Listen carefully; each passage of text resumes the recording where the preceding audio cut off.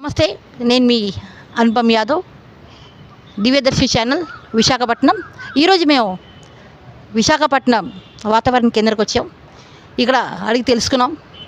రానున్న 24 గంటల్లోని అతి భారీ వర్షాలు పడే అవకాశాలు ఉన్నాయి.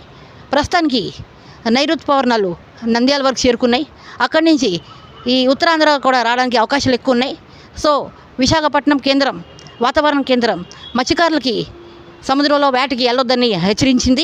ఎందుకంటే రేపు భారీ గాలి వర్షాలు పడే అవకాశాలు ఉన్నాయి కాబట్టి ఎట్టి పరిస్థితుల్లో మత్స్యకారులు వేటకి వెళ్ళొద్దని హెచ్చరిక అధికారులు హెచ్చరించారు. Thank you. నేను మీ Anupam Yadav, Visakhapatnam, Siripuram. Thank you sir. ఇప్పుడు ఇంత ఎండలై ఉన్నాయి కదా, సో రానున్న రోజుల్లో ఋతుపవనాలు ఎప్పటి నుంచి స్టార్ట్ అవుతున్నాయి, ఏంటి కొంచెం?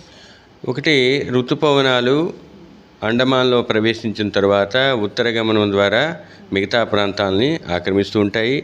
తరువాత కేరళ తీరాన్ని తాకిన తరువాత ఉత్తర ఆగమనం ద్వారా మిగతా ప్రదేశాలని ఆక్రమిస్తూ ఉంటాయి. ఈ సంవత్సరం 4వ తారీఖున కేరళ తీరాన్ని తాకాయి.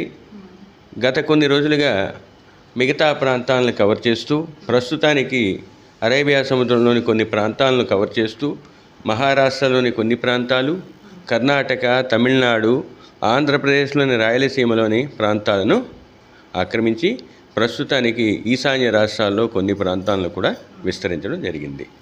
అనగా ఇప్పుడు భూభాగంలో ముఖ్యంగా హర్నాయ్, తరువాత షోలాపూర్, కాలాబుర్గి, నంద్యాల మరియు చెన్నై వంటి ముఖ్య పట్టణాల మీదుగా ఈ ఋతుపవనాల యొక్క ఉత్తరావధి రేఖ దాటుకుంటూ ఈశాన్య రాష్ట్రాల్లోని కొన్ని ప్రాంతాలను కవర్ చేస్తూ వెళ్తుంది.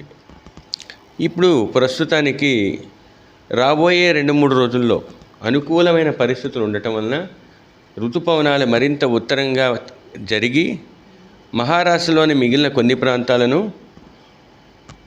కర్ణాటకలోని ప్రాంతాలను, తమిళనాడులోని అన్ని ప్రాంతాలను, ఆంధ్రప్రదేశ్, తెలంగాణలోని మరిన్ని ప్రాంతాలను విస్తరిస్తూ ఛత్తీస్గఢ్, ఒరిస్సాలోని కొన్ని ప్రాంతాలను కూడా విస్తరించే అవకాశాలు ఉన్నాయి.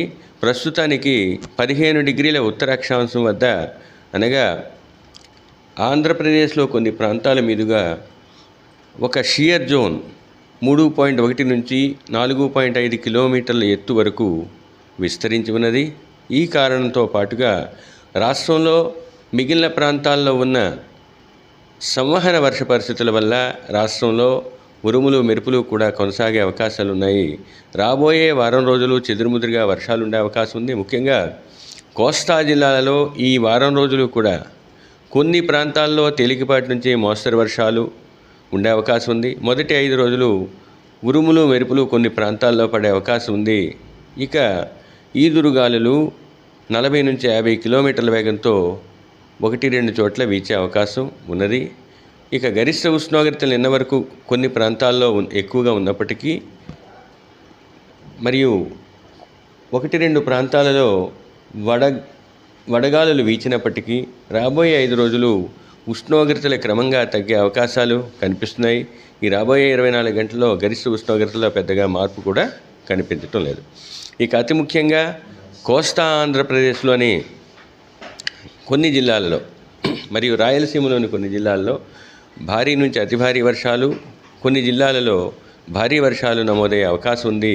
ముఖ్యంగా పల్నాడు, ప్రకాశం, మార్కాపూర్, నంద్యాల, కర్నూలు మరియు అనంతపూర్ జిల్లాల్లోని 1-2 చోట్ల రాబోయే 24 గంటల్లో భారీ నుంచి అతి భారీ వర్షాలు నమోదయ్యే అవకాశాలు కనిపిస్తున్నాయి.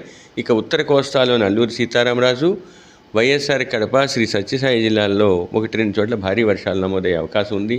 భారీ నుంచి అతి భారీ వర్షాలు కురిసే చోట ఆరెంజ్ వార్నింగు, భారీ వర్షాలు కురిసే అవకాశం ఉన్న చోట ఎల్లో వార్నింగు ఇవ్వటం జరిగింది.